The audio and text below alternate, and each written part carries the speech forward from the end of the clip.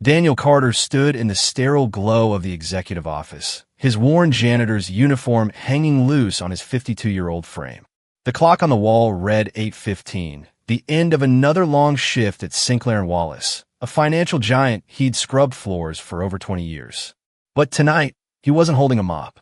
He was facing Richard Wallace, the CEO, whose steely eyes bore into him from behind a mahogany desk. "You think a janitor like you has any business sticking his nose into this?" Richard snapped, his voice sharp enough to cut glass. "You done, Carter. Fired. Get out." Daniel's stomach dropped, his calloused hands clenching at his sides. Fired? For what? Telling the truth? The room felt smaller as Richard leaned forward, his tailored suit a stark contrast to Daniel's faded gray coveralls. "We don't need troublemakers," he added, tossing a termination notice across the desk. Daniel didn't reach for it. He'd spent 2 decades here nights wiping down desks, mornings hauling trash, always invisible until now. He wasn't book smart, never had a fancy degree, but he was loyal. This company had been his life, a steady paycheck through lean years, a quiet pride in keeping it running. And now they were kicking him to the curb like he was nothing. It started 3 nights ago. Daniel was on the 43rd floor, emptying bins after hours, when he noticed a printer humming in Martin Sinclair's office. Martin, the CFO, was a big-shot 48, slick-haired, always in crisp suits that screamed money. Daniel didn't think much of it until a page slipped out, half-jammed. He pulled it free, ready to toss it, but the words caught his eye. "Transfer complete, 50 million secured. Offshore accounts active." His gut twisted. $50 million?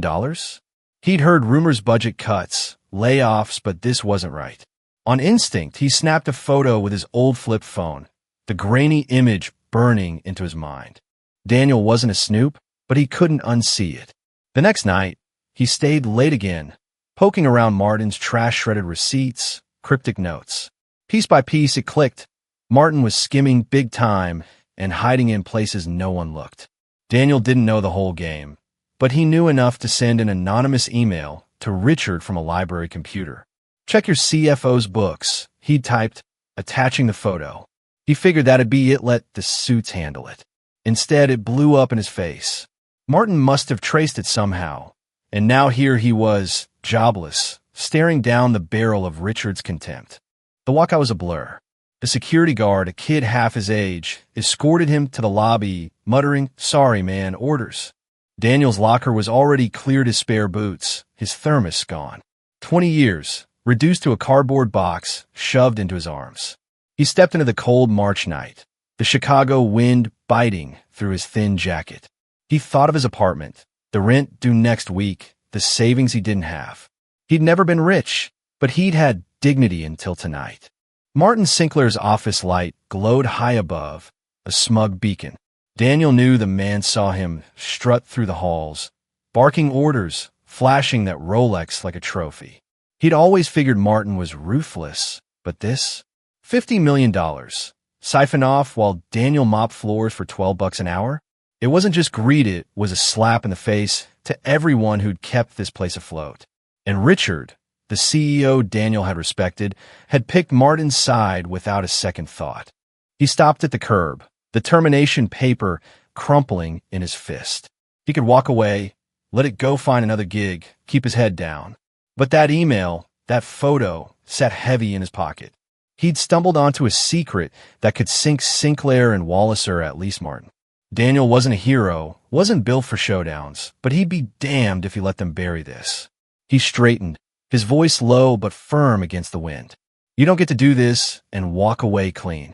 He had the truth in his hands, $50 million worth of it. But would he risk everything to use it? Daniel didn't know yet, but he was about to find out. The Chicago wind howled through the empty streets as midnight crept closer, rattling the windows of Daniel's cramped apartment. He sat at his rickety kitchen table, the grainy photo from Martin Sinclair's printer glowing on his flip phone's tiny screen. $50 million numbers that big didn't even fit in his head, not when his biggest worry used to be scraping together rent. He lost his job at Sinclair and Wallace 2 days ago, but that email he'd found wasn't letting go. It was a live wire, buzzing with danger, and he couldn't drop it not yet. He started small, piecing things together like a puzzle he wasn't sure he wanted to solve. The next morning, he hit the library down the block, using their ancient computers to dig into public records company filings, news clippings, anything on Martin Sinclair. The guy was a shark, 48, slick, a CFO who'd climbed fast with a trail of bonuses and fancy speeches. But buried in a trade journal from last year was a hint Sinclair and Wallace had dodged a tax probe, thanks to creative accounting. Daniel's gut churned. He printed it, adding it to his growing stash. The email, photo, shredded receipts he'd fished from Martin's trash, a scribbled note about Cayman routing. It was real. Martin was stealing big time. He typed up another anonymous email, this time to the whole board, attaching everything he had. "Your CFO's robbing you blind," he wrote, hands shaking as he hit send. He figured they'd have to listen. 50 million wasn't pocket change. But Martin was smarter than that. By noon, Daniel's phone rung an unlisted number. "You're digging where you don't belong," a low voice growled. "Back off, or you won't just lose your job, you'll lose everything." The line went dead, leaving Daniel staring at the cracked linoleum, his pulse hammering. Martin knew. Somehow, he'd sniffed out the leak, and he'd pinned it on the janitor he'd just fired. The axe fell fast. That afternoon, Daniel got a call from the building manager. Eviction notice, 30 days, no explanation. "They're leaning on me, Carter," the guy muttered. "Said you're trouble." Daniel's chest tightened. Martin wasn't just covering tracks, she was swinging back hard. By evening, a black SUV lingered outside his place, tinted windows glinting under the streetlights. It didn't move for hours. Daniel peeked through the blinds, his breath shallow. He wasn't a fighter. 20 years mopping floors didn't teach you how to dodge threats like this. But he'd started something, and Martin wasn't letting it slide. He kept going anyway. The next day, he slipped into a coffee shop across from the Sinclair and Wallace Tower, watching suits hustle in and out. He spotted Martin once, strutting through the lobby, phone pressed to his ear, that Rolex flashing like a warning. Daniel's hands clenched around his coffee cup. That man had taken his job, his peace, and now he was trying to take his home. $50 million enough to ruin a company, enough to ruin lives like his. He couldn't let it stand. He pulled out a cheap notebook, jotting down every detail he'd gathered, every move Martin might make. The threats didn't stop. Late that night, his phone buzzed again, another unlisted call. "Last warning," the voice hissed. "You've got no idea who you're messing with." Daniel didn't answer, just hung up, his jaw tight. Fear clawed at him. Wasn't young, wasn't tough, had no one to back him up. But he thought of the others at Sinclair and Wallace. The clerks, the guards, the folks he'd nodded to every day. They'd lose everything if Martin pulled this off: pensions, jobs, futures. He wasn't some big shot, but he'd been part of that place for 20 years. That had to count for something. He stared at the photo again, the words 50 million secured searing into him. Martin thought he'd scared him off, thought a janitor couldn't fight back. He was wrong. Daniel wasn't running, not yet. He'd sent the truth out there, and it was simmering, waiting to boil over. The board might ignore him, but he had more than one card to play. He'd watched those offices for decades, knew where the dirt hid. Martin wanted a war? He'd get one.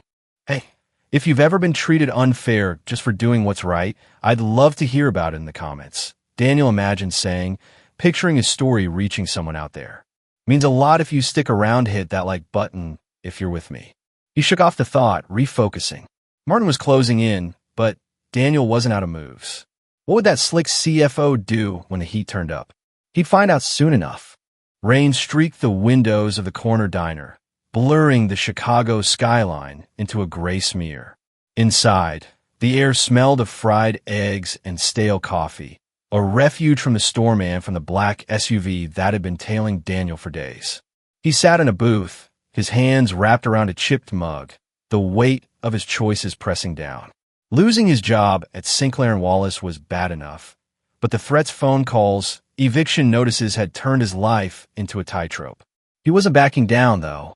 That $50 million secret he'd uncovered wasn't just Martin Sinclair's crime, it was a ticking bomb, and he held the fuse. He'd run out of solo moves. The anonymous emails to the board hadn't worked. Martin's grip was too tight, his lies too slick. Daniel needed an ally, someone with pull. That's why he tracked down Elizabeth Harper, a board member he'd seen around the office over the years. 55, sharp-eyed, always carrying herself like she didn't by the corporate nonsense.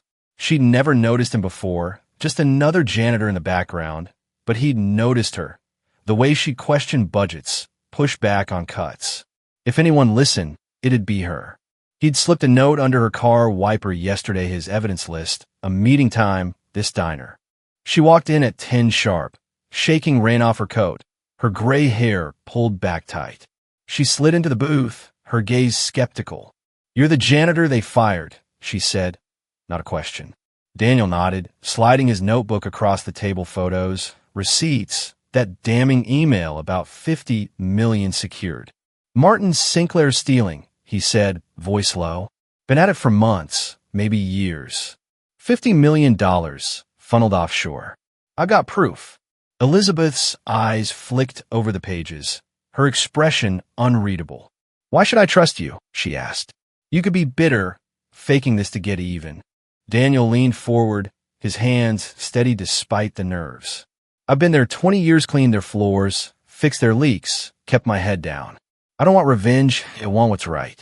Martin's going to sink the company, and everyone with it. You've seen the layoffs, the excuses. This is why." He tapped the email photo. "Check it yourself. I'm not lying." Elizabeth studied him, then the evidence, her fingers tracing the numbers. After a long minute, she exhaled. "If this is real, it's a damn mess. Martin's got the board eating out of his hand, Richard, too. But these don't look fake." That was the breakthrough moment. The tide shifted. Elizabeth tucked the notebook into her bag, her jaw tightening. "I've had my doubts about Martin," she admitted. "Too smooth, too many closed-door deals. But this is dynamite."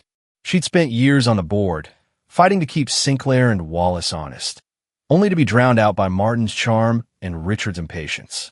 Daniel's evidence wasn't just a hunch, it was a spotlight on the rot she'd sensed but couldn't prove. "I'll dig into this," she said, quietly. "If it holds up, we'll move. But if you're wronger or playing me, you'll wish you'd stayed gone." Daniel nodded, relief flooding him. "I'm not wrong. Just don't let him bury it." She stood, her coat dripping onto the floor. "I don't bury things, Mr. Carter. I expose them." She left without another word, the diner door swinging shut behind her. Daniel sat back, the mug warm in his hands. He'd been invisible for 20 years, but now he'd handed his fight to someone who could swing harder. Elizabeth Harper wasn't sure, bet she could still turn on him, protect the company over the truth, but she was his best shot. Back at Sinclair and Wallace, Elizabeth didn't waste time. She locked her office door, pulled the files Daniel had flagged, and cross-checked them against the company's ledgers. Hours passed, her coffee going cold as the numbers lined up. Offshore transfers, shell companies, $50 million siphoned under Martin's watch. Her stomach sank. She'd trusted the system, trusted Richard to steer it, but Martin had played them all. And Danielle, a janitor with no stake, but his conscience had seen it first. She leaned back, the weight of it settling in. She could take this to the board, but Martin wouldn't go quietly. She'd need more than paper, she'd need a plan. Daniel spent the night pacing his apartment. The SUV gone, but the tension still thick.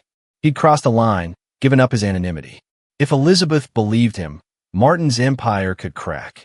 If she didn't know worse, if she tipped Martin off, be a dead man walking. He thought of the folks he'd worked beside, janitors, clerks, all the little people Martin didn't see. This wasn't just his fight anymore. He'd lit the match. Now it was up to Elizabeth to fan the flames. Would she stand with him, or sell him out to save the sinking ship? Daniel didn't know, but the answer was coming fast.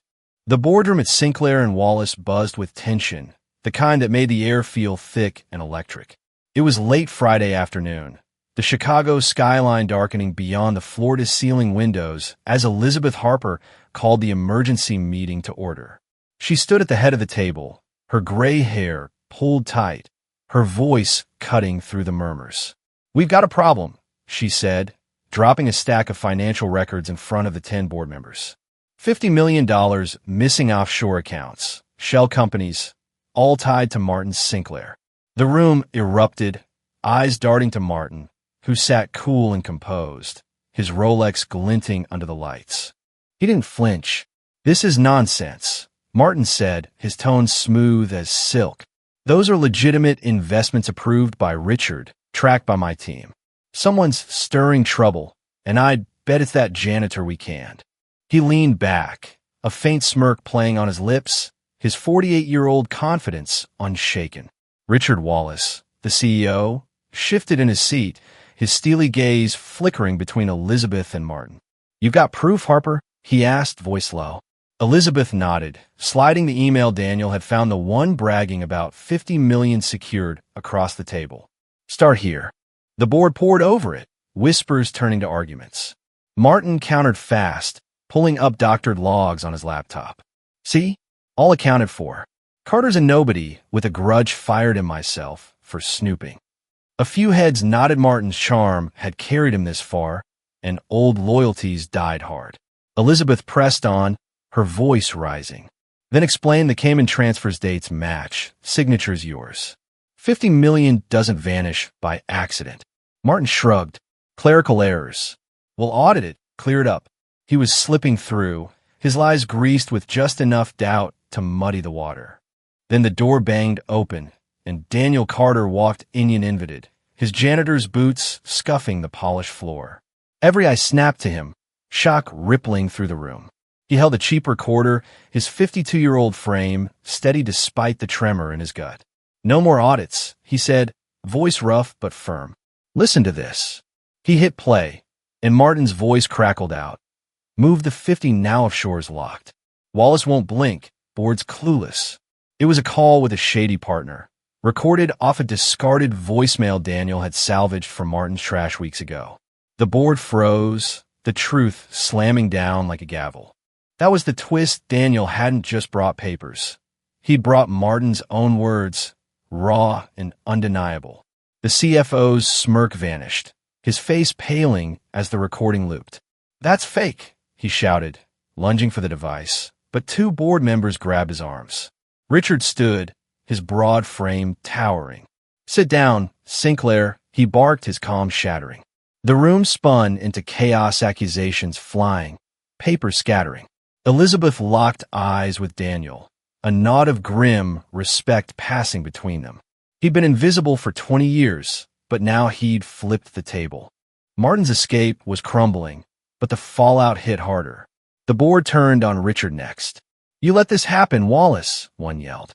$50 million under your nose? What else did you miss?" Richard's jaw clenched, his empire teetering. He'd fired Daniel without a thought, backed Martin without proof, and now his credibility was bleeding out. "We'll fix this," he said, voice tight. "Sinclair's Doan cops'll handle him. But we need damage control now." The board wasn't buying. A trust was gone, and whispers of a no-confidence vote hummed in the air. Daniel stood quiet, the recorder still in hand, watching the storm he'd unleashed. He'd lost his job, his home was on the line, and Martin's threats still echoed, but he'd struck back. Elizabeth stepped beside him, her voice low. "You got guts, Carter. This isn't over, but you've got us this far." He nodded, exhaustion creeping in. He'd wanted justice, not chaos, but maybe they were the same thing here. Martin glared from his seat, pinned by the board's fury, his slick facade cracked wide open. Richard called for order, his face ashen. "Carter, you made your point. What now?" Daniel didn't hesitate. "I'm not here to bargain. You've got the truth, you said." He turned to leave, but the board's shouts followed him, demands for arrests, audits, heads to roll. Richard's reign was hanging by a thread, and Martin's was already cut. Daniel had walked in a nobody. He was walking out a reckoning. Outside, the rain had stopped, leaving the city slick and quiet. Daniel stood under a streetlight, the recorder heavy in his pocket. He'd blown the lid off, but the fight wasn't done. Martin might wiggle free. Richard might dodge the axe. He'd given Elizabeth and the board everything he had, and now it was their move. 20 years of loyalty had brought him here, broke, battered, but unbroken. What would Martin pull to save his skin? Daniel didn't know, but he'd be ready. Chaos lingered in the Sinclair and Wallace boardroom long after the shouting died down, the echoes of Martin Sinclair's recorded confession hanging like smoke. The Chicago night pressed against the windows, dark and unyielding, as the board scrambled to pick up the pieces Daniel had left behind. Martin sat cuffed in a corner, flanked by two cops who'd stormed in minutes after the recorder stopped, called by Elizabeth Harper, her phone still warm from the 911 dial. The CFO's slick facade was gone, replaced by a snarl as he glared at the man who'd undone him, a janitor with nothing but grit and a 20-year grudge. Richard Wallace faced the room, his broad shoulders slumping under the weight of $50 million worth of betrayal. "We've been had," he said, voice raw. "Sinclair's out arrested, effective now. We're locking down accounts, calling in feds for a full sweep." The board nodded, their panic shifting to cold resolve. They trusted Martin, backed him through every slick pitch, and now they were staring at a crater stock plunging, clients bailing. Elizabeth stood firm, her sharp eyes cutting through the haze. "Carter gave us the truth," she said. "We owe him that much." Martin's last stand came as the cops hauled him up. "You're all fools," he spat, his Rolex clinking against the cuffs. "Think this ends with me? Good luck saving your precious company." The board flinched, but Richard stepped forward, his face hard. "You're done, Sinclair. Take him." The door slammed shut behind Martin, his threats fading into the hall. The room turned to Daniel, still standing by the table, his worn boots a stark contrast to the polished suits around him. Richard met his gaze, jaw tight. "What do you want, Carter? Money? Your job? Name a tool. Keep this quiet." That was the peak Richard begging, the board holding its breath. Daniel didn't blink. "I don't want your cash," he said, voice steady. "I wanted you to see him for what he is. You've got your mess, clean it up." He turned the recorder over in his hands, then set it down, a final punctuation. 20 years of mopping floors, of loyalty they'd thrown away, had led to this. He didn't need their pity or their payoffs taking his stand, and it had cost him everything but his spine. Richard nodded, a flicker of respect breaking through his exhaustion. "You've got it." The fallout hit fast. By morning, Martin was headline New Chicago Tribune screaming, "CFO busted in $50 million fraud." The feds tore through Sinclair and Wallace, seizing files, freezing accounts. The board fired Martin unanimously, his office stripped bare by noon. Elizabeth pushed through a vote to reinstate Daniel full pay, back wages, even a raise. She found him outside the building that afternoon, hands in his pockets, watching the chaos unfold. "You're a hero here," she said. "Come back, we need you." Daniel shook his head, a faint smile tugging at his lips. "I'm done, Miss Harper. Gave you what I had. That's enough." He walked away, the tower looming behind him, its glass facade cracked by the truth. The company teetered, lawsuits loomed, stocks tanked, but it'd survive, reshaped by the reckoning he'd forced. Daniel hit the streets, the eviction notice still pending, but his name was clear. Reporters hounded him days later, dubbing him the janitor who broke the bank. He didn't talk much, just nodded, kept moving. A hardware store hired him a week out, $10 an hour, no suits, no secrets. It wasn't much, but it was honest. Richard didn't dodge the hit. The board spared him, but his grip weakened. New oversight, less trust. He sat in his office one night, staring at Daniel's empty personnel file, then at Martin's vacant chair. He'd misjudged them both, one a thief, one a rock. The lesson stung, but he'd rebuild, slower this time, eyes open. Daniel had shaken the industry, a ripple no one saw coming from a man with a mop. Daniel settled into his new routine, the weight lifting with each quiet day. He lost a lot, job, home, peace, but he gained something too. A voice heard at last. What did you do when the little guy won? He'd fought, and it had mattered. Thanks for riding this one out with me, he imagined saying, picturing folks listening somewhere. Means a lot you stuck around. Ever uncovered a truth no one believed? Drop it in the comments. I am all ears. Hit that like button if this got you, and subscribe for more. Next story's gonna blow your mind. Click over and see. Catch you soon. He leaned back, the city humming outside.